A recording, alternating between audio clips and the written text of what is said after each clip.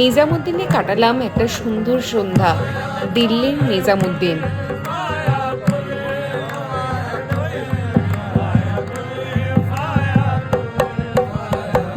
প্রতি বৃহস্পতিবার সন্ধ্যায় নিজামুদ্দিন দরগায় বসে সুফি গানের আসর।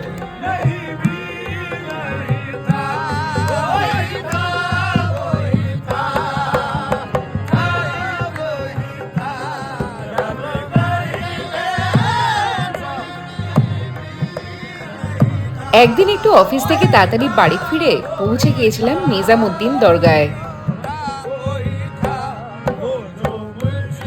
কালো ফুলাতা পাঞ্জাবি, সাদা জহরকোট আর মাথায় টুপি পরে যে ব্যক্তিটিকে দেখছেন, তিনি গান গেয়েছিলেন রকস্টার মুভিতেও।